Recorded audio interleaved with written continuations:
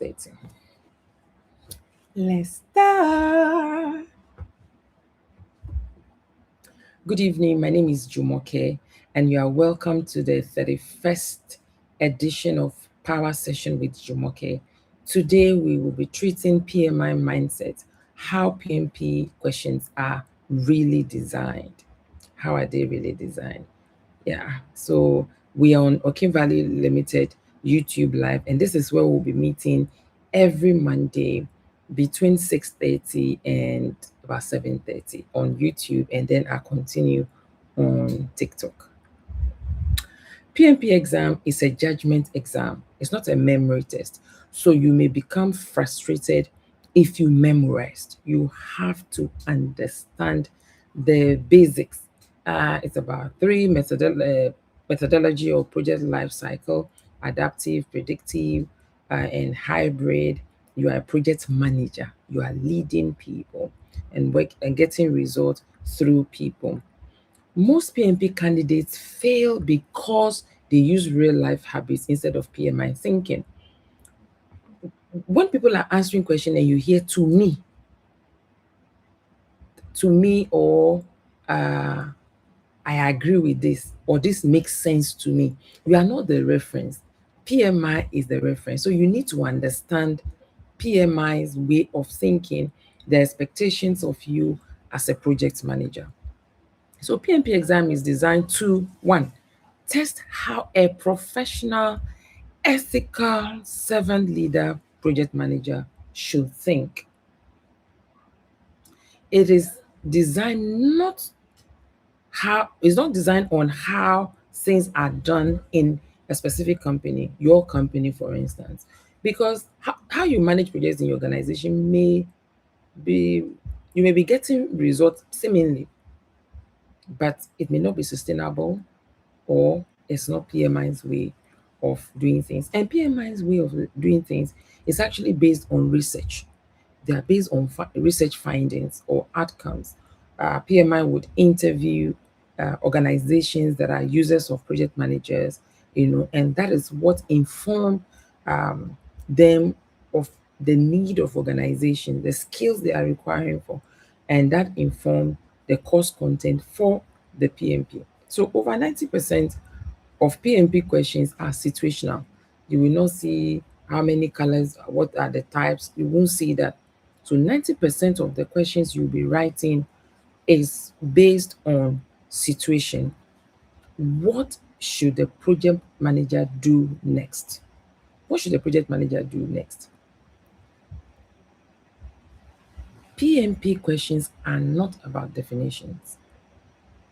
It's good for you to understand or know definitions. And that is also one of the challenges. Some people know what the definitions are. They can tell you that um, adaptive is this, predictive is this, but they can't tell when a situation is presented.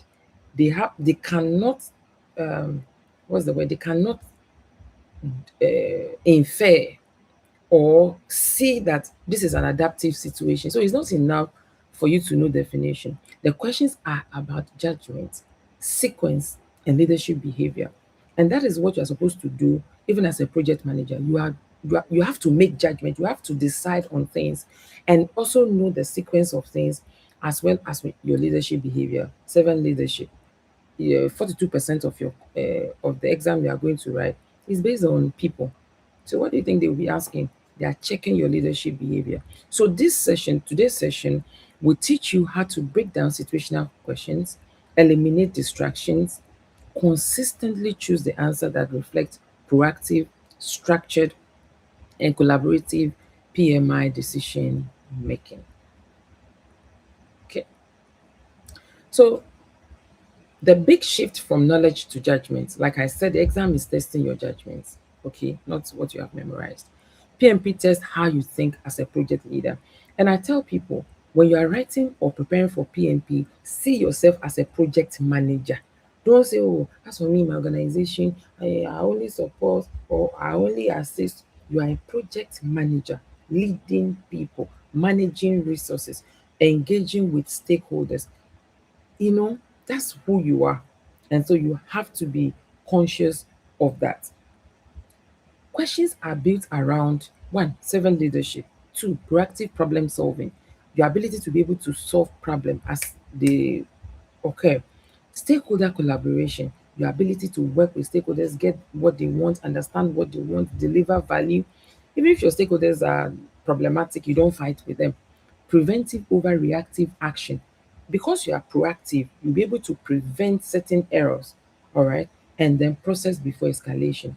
As a project manager, you need to be able to solve problem before, if it is out of your reach or your threshold, then you can escalate. Escalation is not your first point of call as a project manager. So, key PMI thinking rule: the project manager is proactive, people focused, and process driven before escalating. This statement is about you. So, if you are John watching today's presentation, I'm saying, John, you are a project manager that is proactive, that is people focused, and process driven. If you have these attributes, your ability to be able to solve problems is increased, right?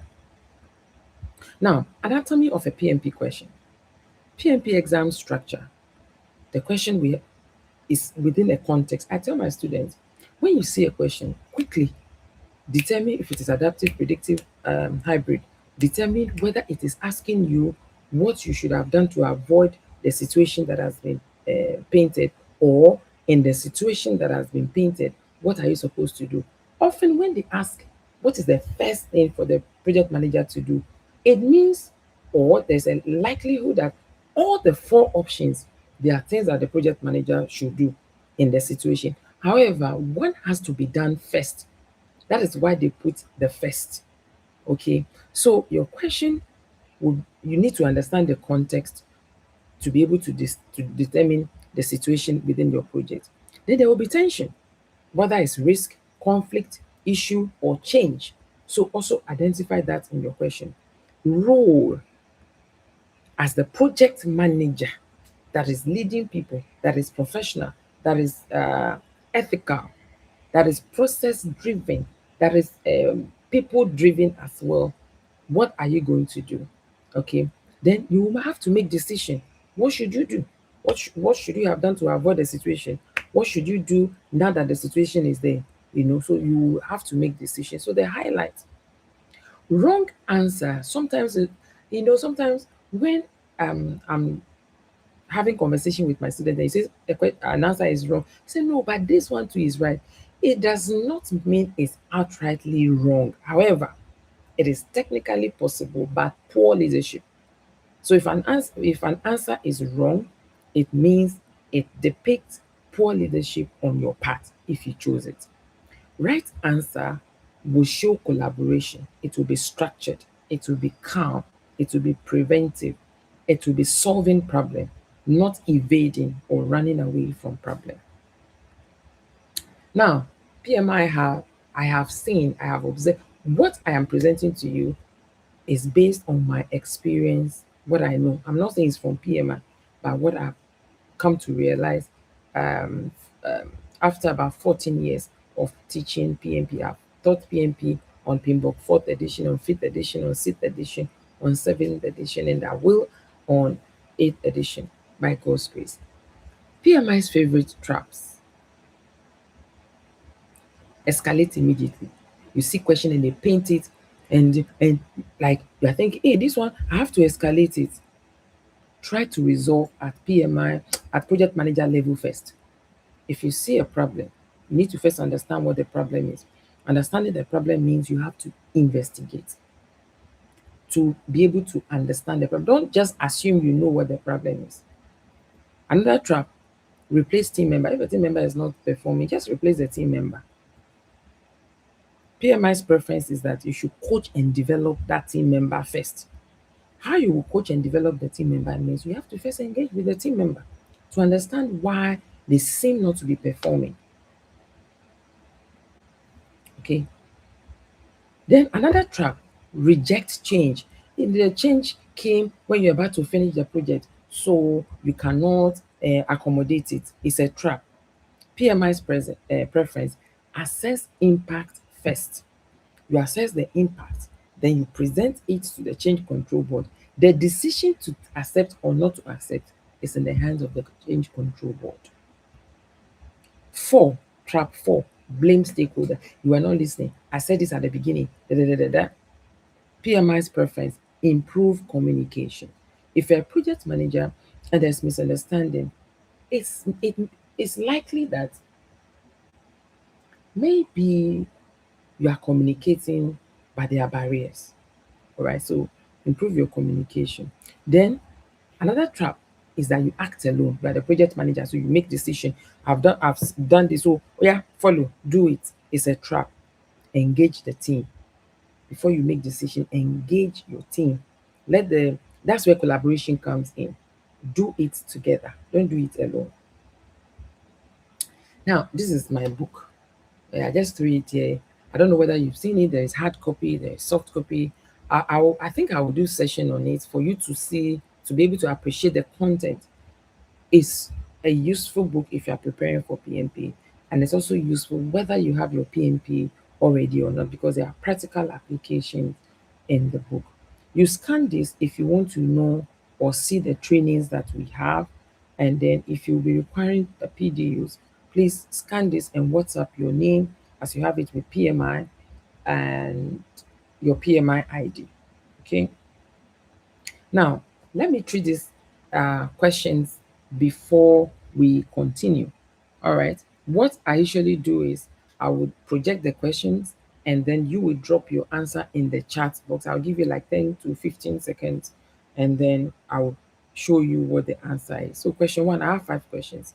Question one: a key stakeholder approaches you near the end of the project and angrily claims a critical feature was missed. The scope was approved months ago and the team is in the final testing. The stakeholder demands the feature be added immediately. What should you do first as a project manager? A. Explain that the request is too late and cannot be considered. B. Review the requirement documentation and validate whether the feature was included. C. Escalate the issue to the sponsor due to stakeholder dissatisfaction. D. Instruct the team to analyze the efforts required to add the feature. So let me see your answers in the chat. Just drop. Remember, it's okay for us to make mistake or get it wrong here, but then end up understanding what it is. Okay. So your attempt of question one.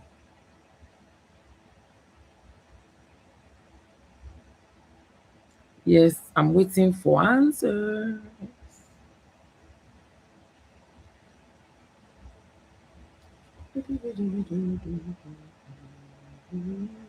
Is it A? Is it B? Is it C? Is it D?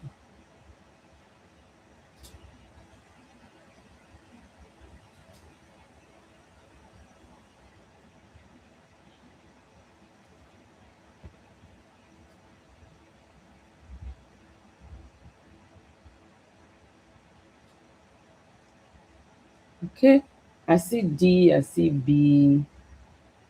I need one more answer before I show what the answer is. Okay, I also see B on TikTok. That's why.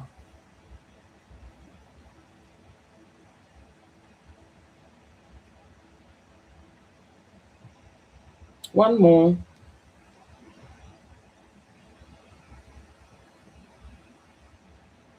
All right, because of time, let me show you. It's B.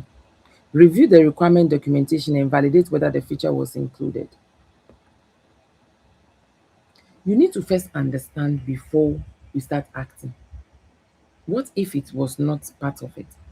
Even if the stakeholder sounds wrong, you need to verify facts first. Okay. Earlier in this presentation, I said that when you read question that says, what should you do first? It means that there are chances that all the 4 options are right. All the 4 options are likely going to be right. However, one out of the 4 is most appropriate to be done first. And in this instance, it is B that is most appropriate. Question 2. A highly experienced team member consistently misses deadlines, but is technically brilliant. Other team members are starting to complain about fairness and workload imbalance. What should the project manager do first? What should the project manager do first? A. Reassign critical tasks to more reliable team members. B. Document performance issues and escalate to functional management. C. Meet privately with the team member to understand the root cause because they are missing deadlines consistently. And then D. Inform the team that performance is being addressed. Because now the team members are also complaining. So maybe as a project manager, you now go and meet the team member. Then you know what? This is being handled. So what should the project manager do first? So as we did for the first question, please feel free to drop your answers. I encourage you to please drop your answers in the chat box. Okay. Is it A? Is it B? Is it C? Is it D?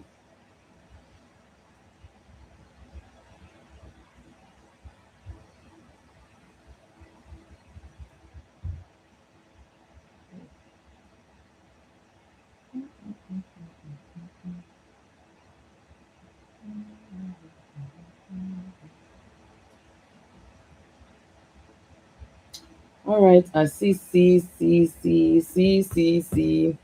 All right, let me clap for you.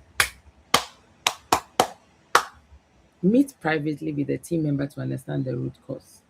You need to meet to understand that, okay, maybe I'm overwhelmed, or uh, it could be the functional manager is also taking his or her attention. So, meeting privately with that team member is the first thing to do. Servant leadership. So, here, your servant leadership skill is being tested. You coach before you punish. You don't say, you are delaying, everybody's complaining. Oh, yeah, no. PMI always prefers direct, respectful engagement first. And you also don't raise this issue in a meeting. So you need to first meet with the person. Question three: a known risk related to a third party vendor has just materialized, causing a 2 week delay. The sponsor is asking how this was allowed to happen. What should the project manager do next? See, we have moved from first, now we are next. What should the project manager do next? A. Escalate the vendor issue to the procurement department. B. Implement the risk response plan and evaluate its effectiveness. C. Apologize to the sponsor and explain vendor failure. D. Update the risk register with the issue details. What will the answer be? All right, I see C, I see D.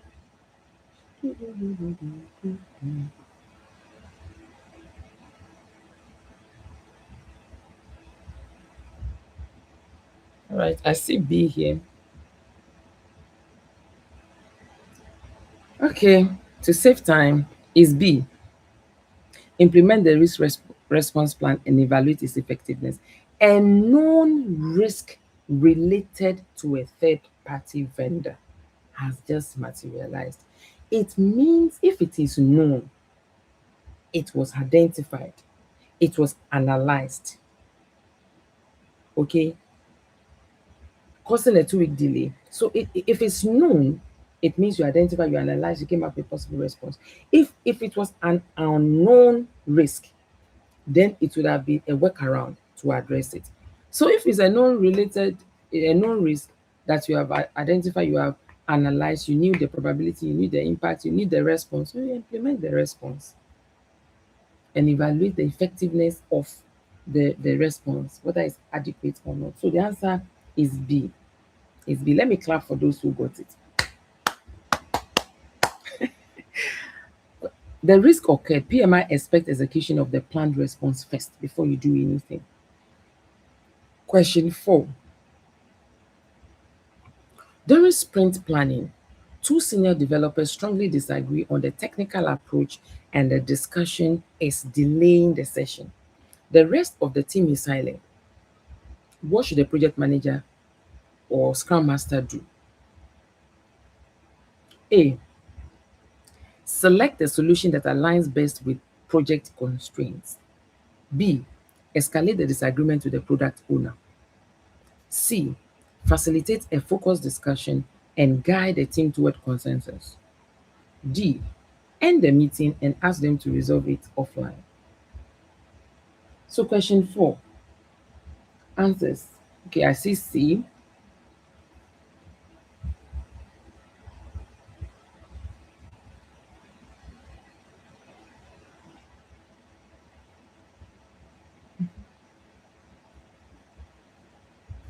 All right, I'm waiting for answers for question 4.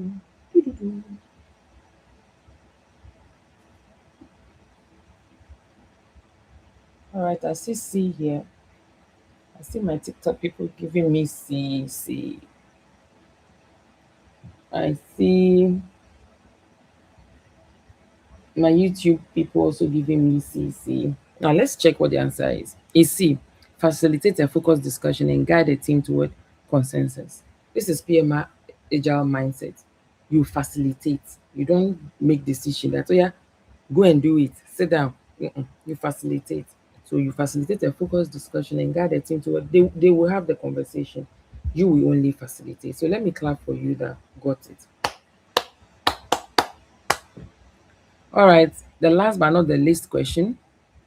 A sponsor starts giving technical instructions directly to team members, causing confusion and conflicting priorities. What should the project manager do first? A. Inform the team to ignore the sponsor's instructions after you are not the one to talk to them. B. Escalate to the steering committee. What? What are you doing? Let me just report to you. That's B. C. Meet with the sponsor to clarify communication channels and rules. Charlie, what's happening? Why are you doing that? D. Update the stakeholder engagement plan. Okay, maybe the person doesn't know. Let me go and update and let him know that I'm the one that's supposed to do this. So, what is the right answer for question 5? Question 5. Is it A? Is it B? Is it C? Is it D?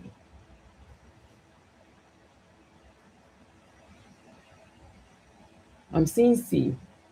Hey, some people are still answering questions 1, 2, 3. Please, you answer 5 so that we can move. Is it A? Is it B? Is it C or D? All right, I see 5. I see C, C. All right, the answer is C. Meet with the sponsor to clarify communication channels and rules, and then let them know what should be. PMI mindset. Address the relationship directly and professionally. First step is constructive alignment with the sponsor. So now let's look at pattern across all 5 questions. 1. The correct answer always seeks understanding first. Before you answer question, or before you solve problem as a project manager, you need to understand. That's the first thing you do. Then you use collaboration over authority. Not that this problem I know how to do it. Is it? You collaborate, talk to the people involved, seek opinion. Also applies process before reaction. So when you the stakeholder instance, for instance, you talking to the stakeholder, that is the process that you should follow, not by imposing or throwing tantrum. I mean, the last thing you should do as a project manager is to throw tantrum. You cannot afford to throw tantrum. Then coaches before escalating the problem with the team member. You met with the team member to understand, and then you can provide support. For instance, when I'm teaching project management, and people say, "Oh, I don't have time. I'm so busy. I live in a neighboring town and I work in Accra. It takes me 2 hours to drive to and fro." I say, "Okay, your organization, do they provide maybe a mode of transportation like bus or something?" "Oh, yes, they provide by drive." I say, "Okay, for this period that you are preparing for exam, why don't you consider maybe joining the bus 2 or 3 times in a week, and then driving 2 or 3 times in a week. When you are in the bus, you have at least 2 hours to study because you have the audio and the video recording of the class. You can play it. You see what I mean? So it's me working with them to come up with solution towards passing their exam. But I won't say, but why just join the bus, so that you can study? No. So you coach before escalating, then act calmly, not emotionally. As a project manager, if you act emotionally,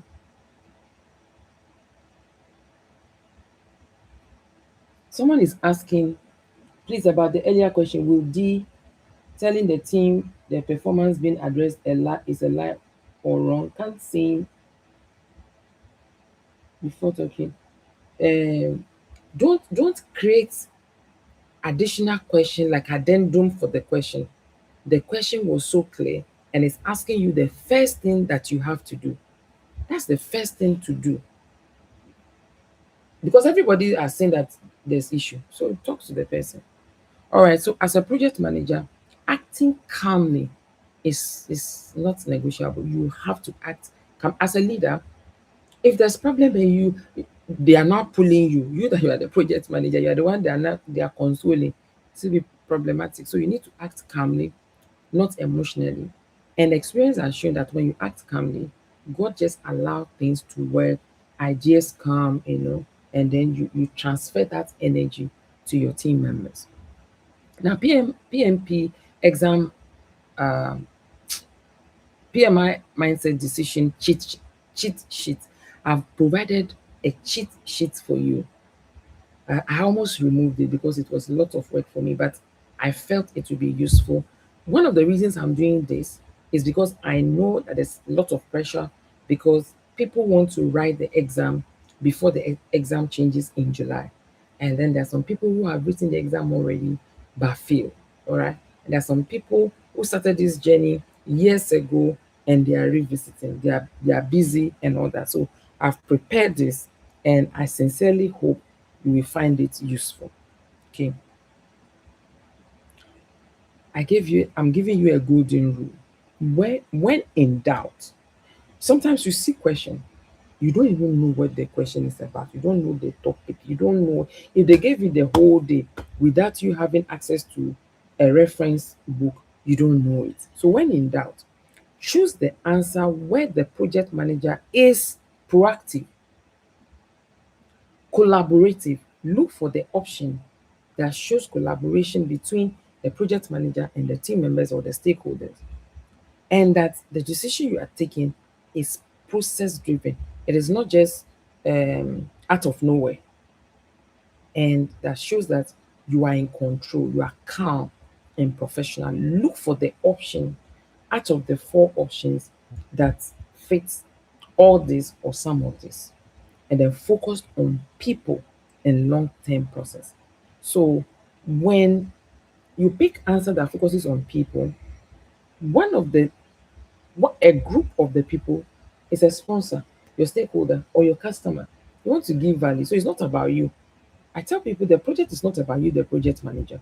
You are delivering value as requested by the sponsor, the stakeholder. The sponsor here could be your MD, your general manager, and all that. So look for the option that is proactive, that is collaborative, that is process driven, that is calm and professional, that focused on people and long term success.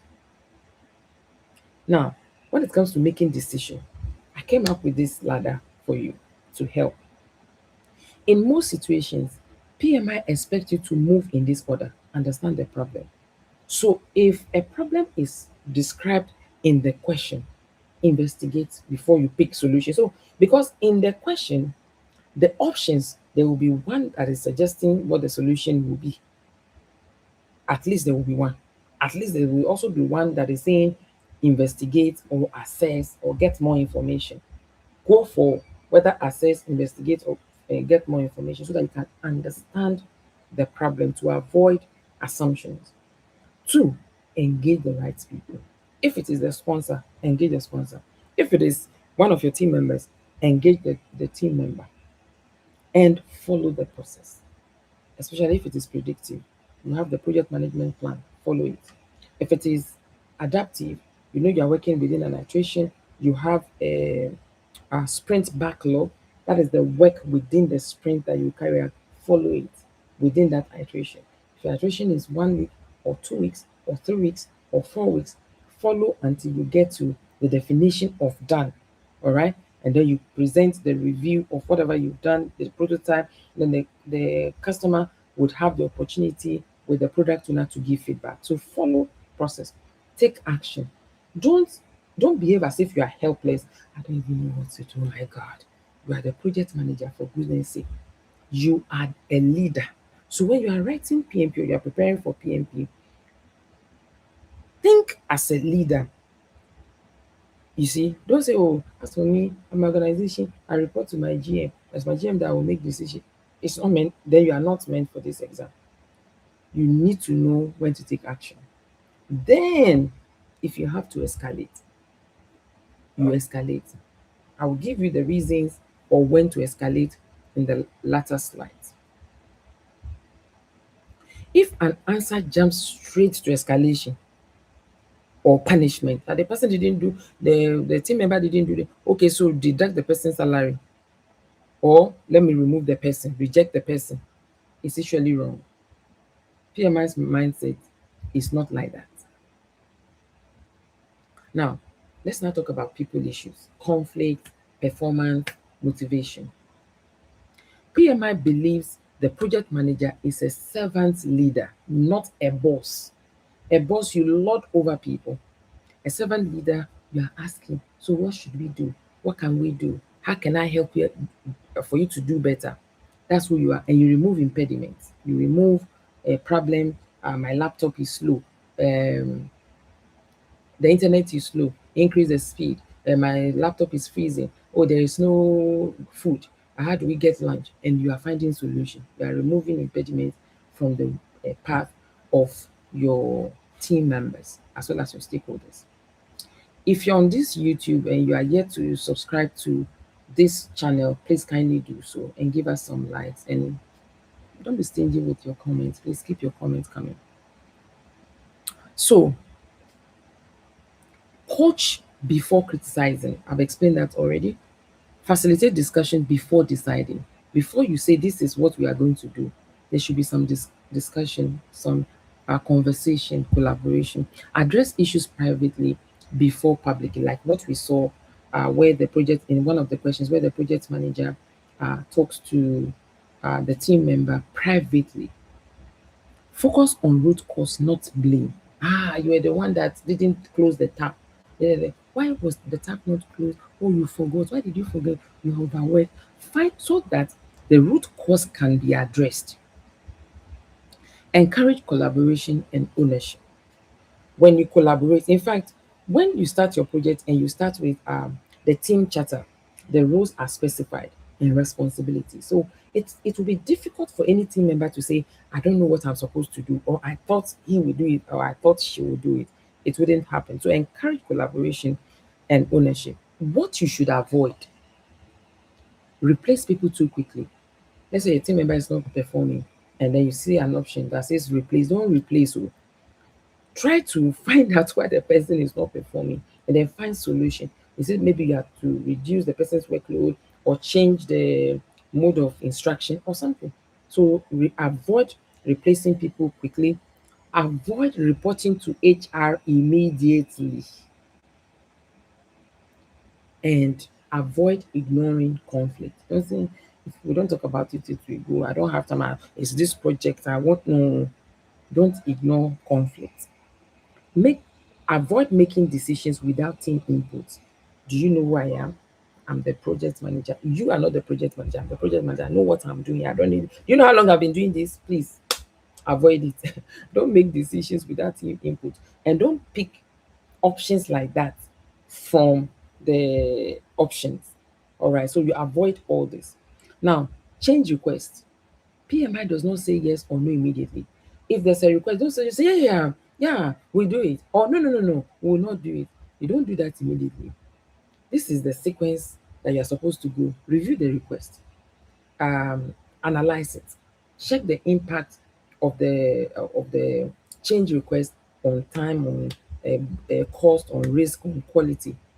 Then present it to the change control board, because it is not your place to make the decision. So submit to change control process. Then you communicate decision. So when you present it to the change control board and the change control approves, you update the necessary document. Let's say accepting the change request meant the scope has increased. You have to update the scope management plan and inform the team members.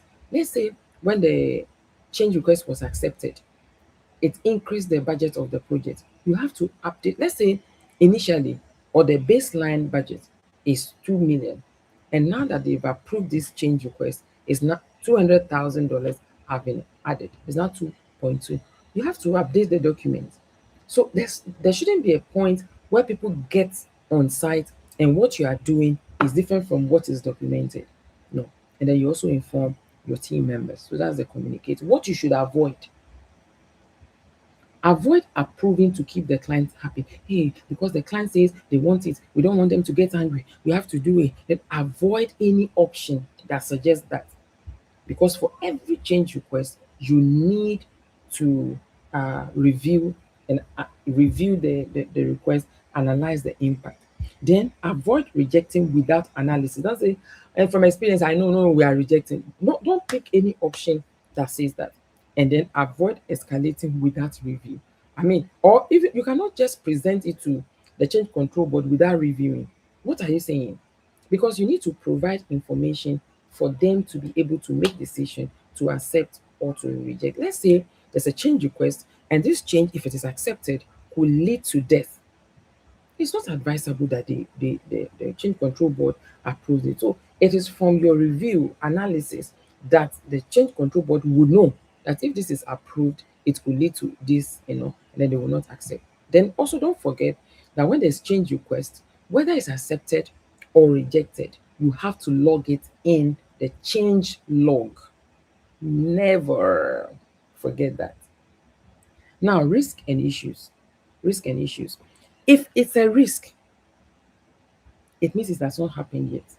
Remember what the definition of risk is. It is an event that may occur in the future that may have negative or positive impact. It has not happened, but it has a tendency of occurring. And if it occurs, it may have negative or positive impact. So when you are reading question, be careful, like situate to see whether the scenario they are painting has happened. If it has happened, it's not risk. That will be issue. If it has not happened but may happen in the future, then it is risk. And if it is a known risk, it means it was identified, analyzed, and you came up with possible response that if this happens, this is how we are going to respond to it. If it is an unknown, it means you didn't identify it. Okay, so sorry, the known risk, if it happens, you're going to respond to it through your response that you have created, and then you will take from the contingency reserve, which is a budget, which is part of your budget that you have control over. If it is unknown, it becomes an issue. And then how to handle that particular one is a work around because you didn't plan anything. And when will you get the money to handle that? That's where the management reserve comes in. So you will go to management to ask for money to take care of it. So response is for known risks that you identified. Work around is for unknown that became issue that you have to address. You need to pay attention to that as well. So if it is risk, you identify, you analyze, you plan response, then you monitor the response if it's effective. So remember that the analysis, you have two types of analysis. You have the qualitative and then you have the quantitative. And the qualitative is the first of the analysis to be done. And the outcome of this qualitative, no, before I get to the outcome, it is a subjective exercise. Qualitative assessment is a subjective exercise, okay?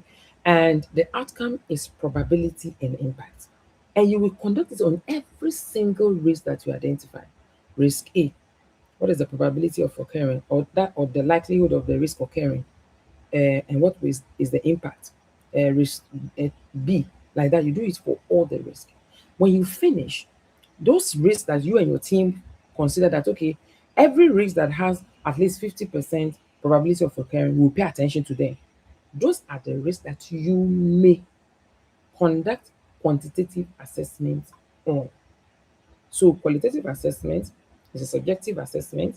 That is where the probability and impact is determined and is carried out on every single identified risk. While quantitative assessment is conducted on prioritized risk only. Now, if it's an issue, it hasn't happened. No, this is wrong. It has happened. It has happened. So you implement workaround. So if it's an issue, it could be a risk that you identified that has happened, so it becomes issue. You could also have an issue that you didn't identify and it has happened. So the one you identify that happened, you respond.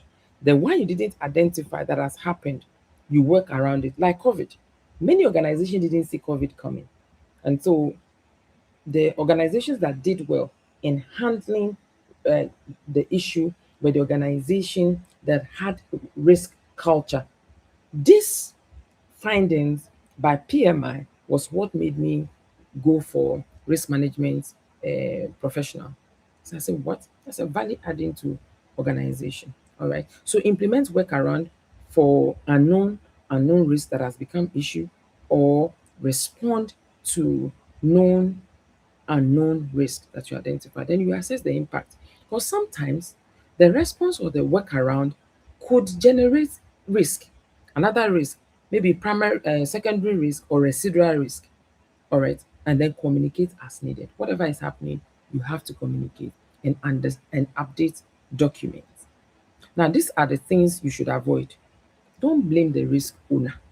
That, you see, we assign this risk to you, and don't blame anyone. Avoid escalating before applying the response plan.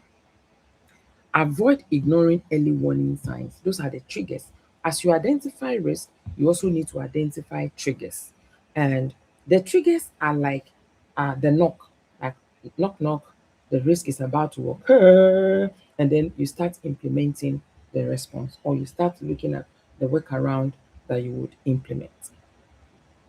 When it comes to stakeholder, the stakeholders too do have problem.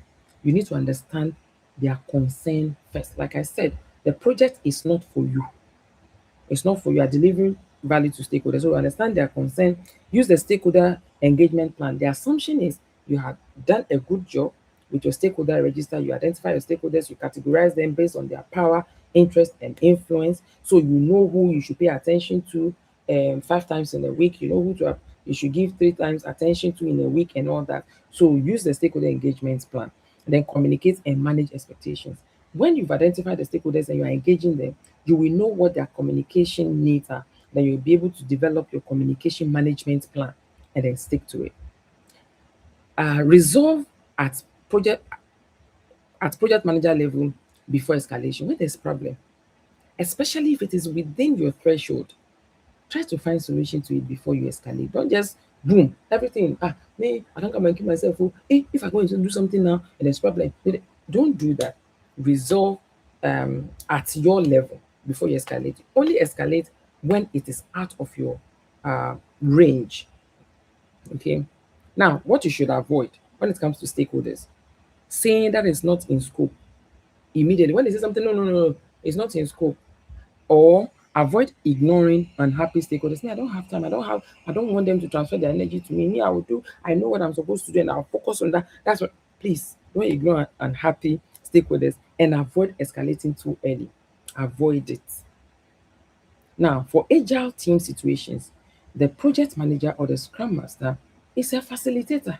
You are not a controller. So that is why it is very, very important to situate the question quickly, whether the question is for adaptive setting or it is for predictive setting. Because in predictive setting, you are not facilitating, you're actually taking charge. and directing how things should be done. But for agile or adaptive, you are facilitating. You encourage the members to even self-organize. Okay, you are responsible for removing impediment. Like I said, my laptop is freezing, you find solution to it. Internet is slow, you find solution to it. No food, you find solution to it. Then you encourage self-organization. You facilitate team decisions, like when you're having the daily stand-up meeting, retrospective meeting, review, and all that. Then you promote transparency.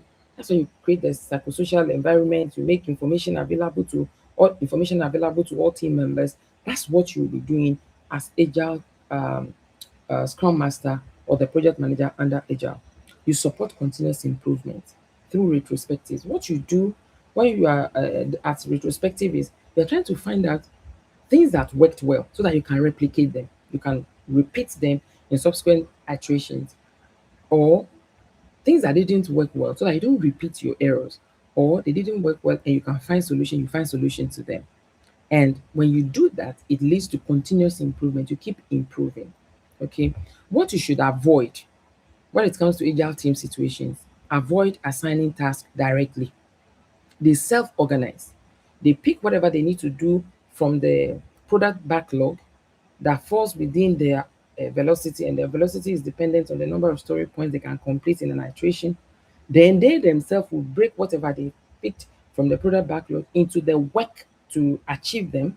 Then they create their own iteration backlog. The iteration backlog is made up of the work to be completed in an iteration. And then they self-organize. Oh, how we do this? Another person will say, how we do that? And that's what how they do. So avoid, if you read the question that is saying the scrum master or the project manager assign tasks to people, no be adaptive or agile.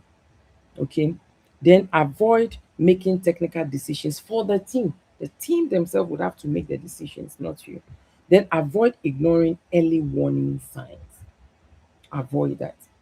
Then when it comes to predictive, you know that predictive is plan driven. You know the end from the beginning. You follow the plan and approved baselines. When you um if you did the right training, you did 6 lessons, and lesson 3 is where we have the plan, the project. And so you plan scope, plan schedule, plan budget, plan quality, plan risk, plan resources, and procurement if you're purchasing something out of the organization. Those become they become your baselines. So that is what you'll be measuring performance against when you get to lesson 5. So follow the plan and the approved baseline, and use formal change control. Change control, a change request is made, and then you review, analyze the impact. You present this outcome to the change control board that you put in place at the beginning of the project, and it is their responsibility to accept or reject the change. If it is accepted, you update all the documents and you implement the change. If it's rejected, you document it again in the change log with the reason, for future use. So people will know why it was rejected. All right. And document and analyze before acting. So you don't say, oh, let's just start. We will update the document later. No, document, analyze before acting if it is approved. And engage stakeholders through structured communication. That okay, based on this, the scope is no longer A, it's A plus B, yes. What you should avoid under predictive project situations: avoid making informal changes.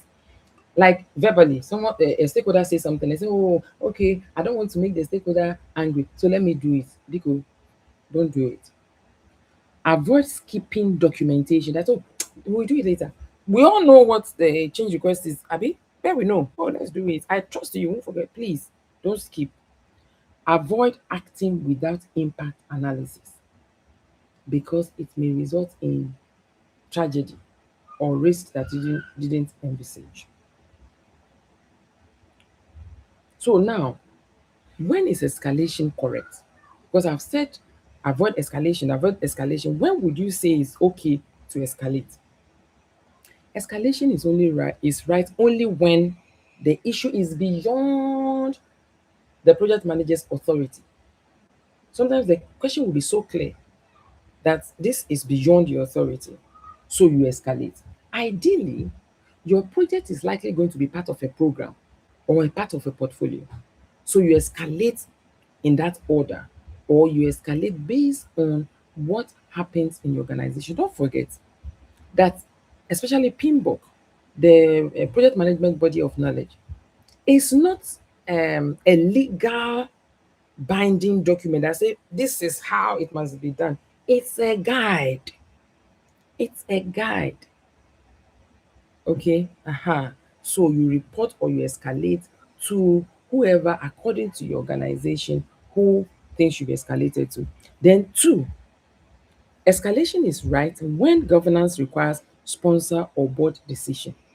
Based on the governance or the project governance structure that you have, this particular decision would have to be taken by the sponsor or the board. You have to escalate it. Escalation is also correct when legal, compliance, or safety risk exist.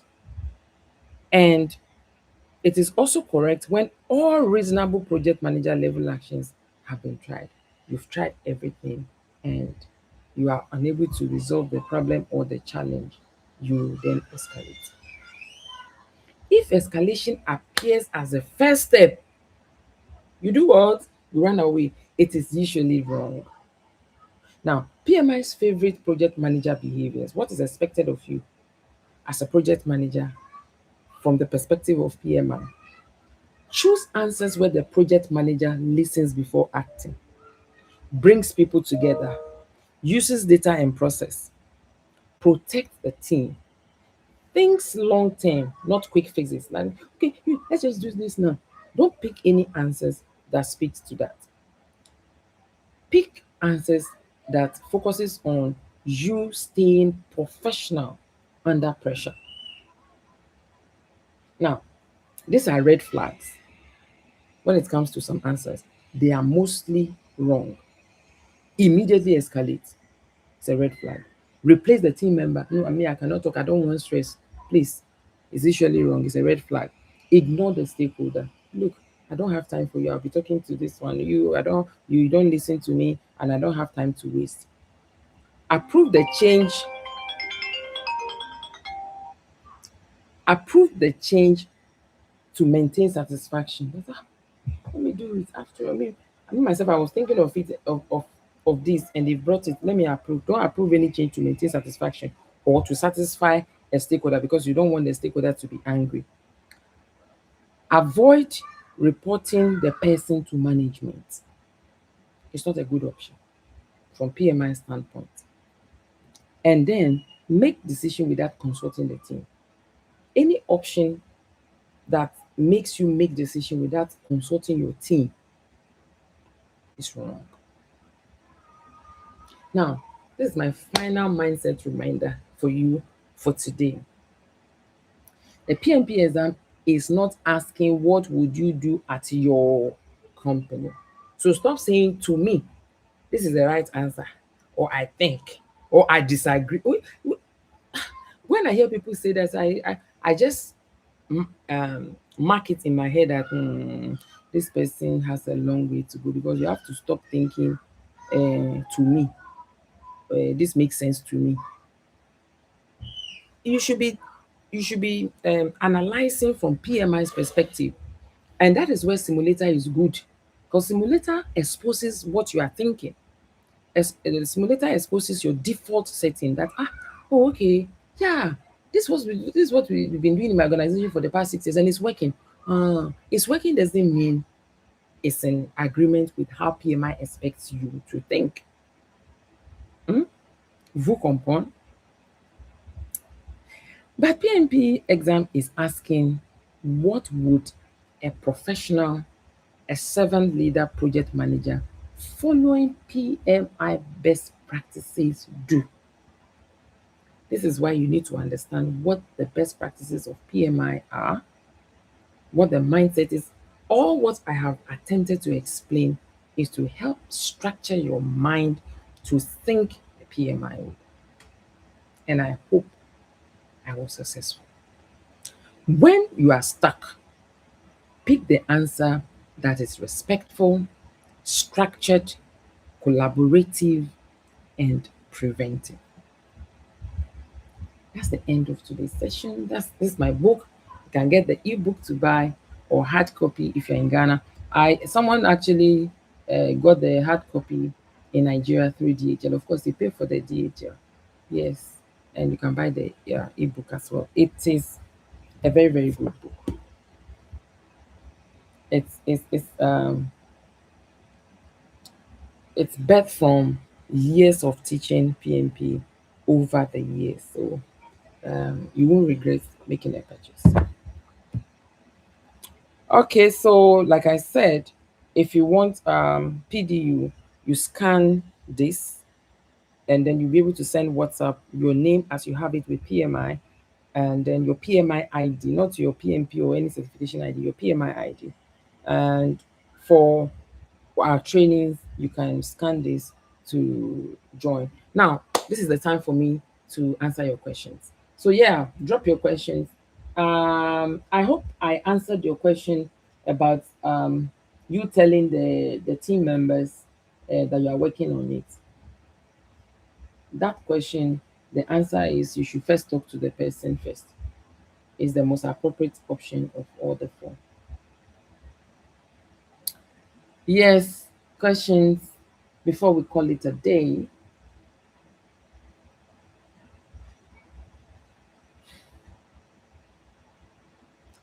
If you don't have questions, you just drop, oh, Jimmy, you did a good job. I don't have any questions.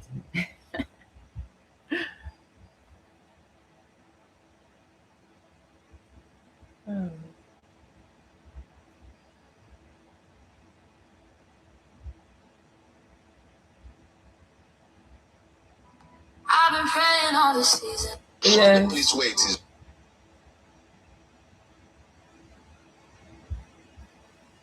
Yes, just drop. Oh, Jimmy, no question.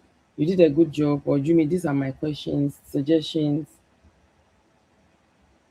and drop comments. How do you find today's session? Just drop comments. If I did well, say I did well. And if you are yet to subscribe to the channel, please do subscribe to the channel and always come to this place Monday 6:30 p.m. to when we close. Thank you very much. Yes, if you are preparing for the PMP, please get good simulator. I have a good simulator. When I say good simulator, it means it's interactive. The simulator is interactive. So, as in it is time boxed. I have it in two categories: quizzes, 10 questions, 12 minutes, 10 questions, 12 minutes. And you have 49 of such on the 6 lessons. And then you have 5 exams afterwards. The first exam is 50 questions, the second exam is 100 questions, and then the third, the fourth, and the fifth exam are 180 questions. And they are time boxed. So you can't do and go and sleep, it will log you out. And when you are done, it will score you and you can review what you got right and what you got wrong. So, yes, any question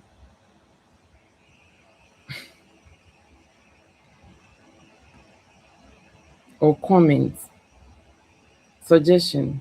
So, is anyone on the call that is preparing for PMP exam?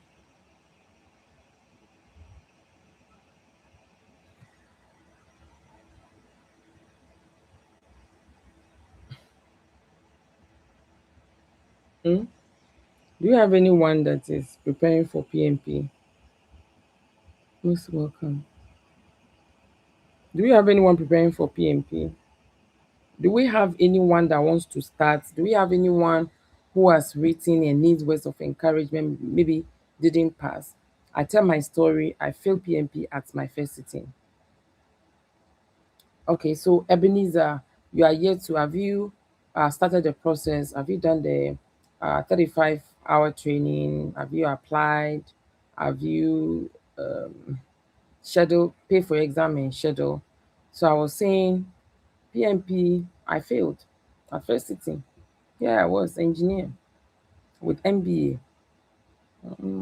But overconfidence just killed me. I was like, oh, and I was already managing projects. I was managing projects across the African countries, traveling here to go and brief projects and all that. And I thought I was doing well.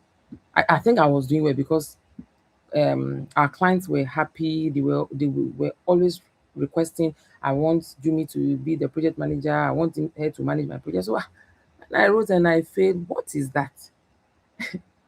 What is that? I keep saying this. They came to take me out of the exam. I could not believe it that I failed.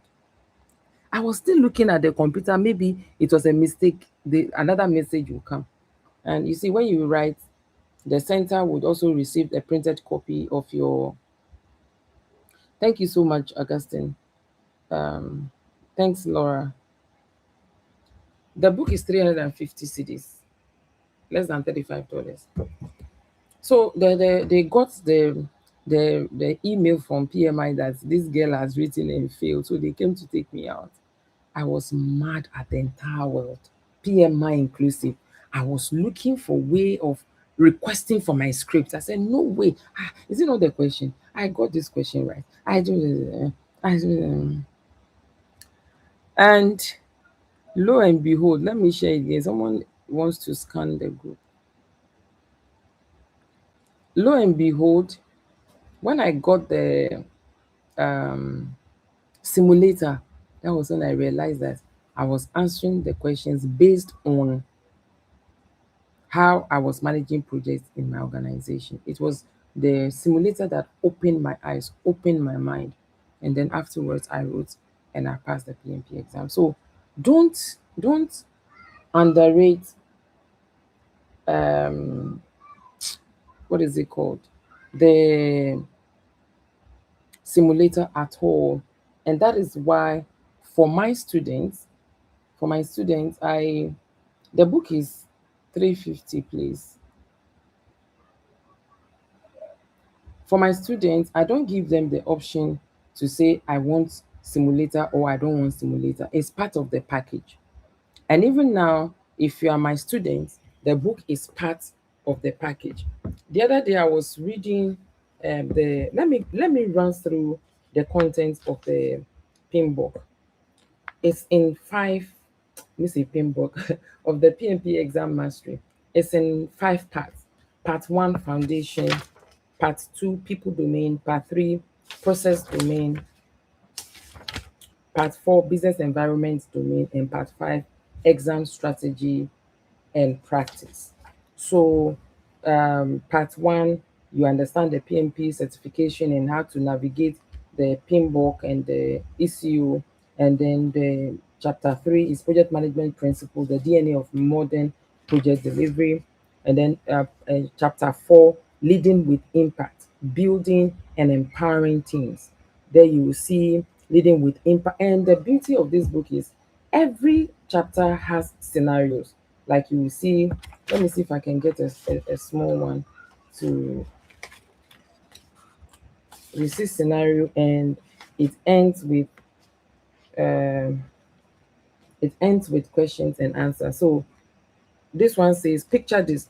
A project manager at a Ghanaian renewable energy company is leading a solar installation project in the Upper East region. The terrain, logistics, and community expectations are complex. She applies predictive planning for procurement and logistics, agile sprints for installation milestones, and hybrid governance to ensure accountability. That is PMP thinking, context driven, principle based, and value focused. And then you have practice questions with answers and justification. So for every chapter, you have that. And chapter five, managing conflict and negotiations. And you will see how to manage conflict and negotiation in all the delivery environment, as in adaptive, predictive, and adaptive. And then chapter six, communication and stakeholder engagement mastery. Communication as a value enabler, communication as a performance behavior, and PMBOK 8th edition, key characteristic of communication as a performance behavior. Like, and then chapter 7, coaching, mentoring, and team performance. Coaching versus mentoring. Coaching, catalyzing performance and leadership growth. Mentoring. And then chapter 8, planning and managing project scope, schedule, and cost. and you look at this from the different delivery approaches. So you look at this from predictive, adaptive, and all that. And then quality, risk, and procurement management in agile and hybrid environments.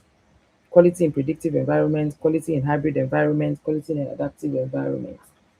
Yeah, so it is a good book. Then executing with urgency to deliver business value. Understanding urgency in project execution, executing with urgency in predictive environment, predictive tools, critical path, Gantt charts, issue logs and escalation frameworks, RACR plus responsibility matrices, end value management, fast tracking and crashing analysis. And then still under chapter 10, executing with urgency in the adaptive environment, key practices, frequent delivery cycles, backlog prioritization, visualization blockers, empowered teams, continuous integration. Then you have adaptive tools. And then under adaptive tools, you have Kanban boards with WIP, that's work in progress limit, product backlog plus prioritization frameworks, Moscow, WS, daily stand-up. So it is loaded. I remember the publisher almost fought with me because I sent the manuscript and then, thank you, Bernard. I sent the manuscript. Thank you. I sent the manuscript. Then in a while, I said, wait, wait, wait. I add something else to it because I was just trying to be in the minds of my students as well as practitioners that may want maybe a reference, a reference resource that is applicable to our setting. Some of the examples I will say Kenya, some of the examples I will say Nigeria, and all that. So it's a good book that you should have in your library. Yes. Any question? I can see. Thank you so much for subscribing. Let me see if I can. So I've answered how much is the book. I couldn't scan. I've shared the screen again. I hope you got it. Great job. Thank you. This is like the whole PMP summarizing one. I thank you so much. I hope you got value and I hope it would help in your journey towards getting the PMP. If you are in this live and you have not started the journey and you want to write the exam by June, then you can register for the training that is starting in February. But if you're not ready to write on or before June, then wait till April when um, the new ECO, exam content outline, will be available for us, the ATP, to start training. So thanks for the likes. You are 15 or so on the call. If all of you will just kaka and like, it will be so nice. Please just like the channel. And then thanks for the person who has subscribed. Please, those yet to subscribe, those yet to subscribe should please subscribe. Thanks, thanks. I can see the like. Yeah. And I share the topics I will be treating. Um, I'll be treating in February. I may have a meeting on Monday. Whatever the case is, I would do the recording and upload for you to see at that time. Okay. All right. Since there are no questions, I don't want to keep you here. Thank you so much. And the video is always available on the link. Please talk about it, refer people to it. My goal is actually to help as many people as I can. It is my desire. You know, you get to a point and you are thinking about legacy, you are thinking about how you want to impact people. I think that is where I have gotten to now. So I want to support as many people, even whether you've attended my class or not. If I can support you, not that you come and ask for free simulator, or you come and ask for free book, or but questions here and there, and in a way that I can support you. I'll be happy to do that. And if you scan the WhatsApp, you can always send me WhatsApp, ask me a question, and I'll be happy to answer. This world, the time we spend on earth is very small. So bringing value, supporting others is actually how you leave your imprint here on earth, and determined to do as much as I can. So thank you See you next week, Monday, by God's grace. Bye bye.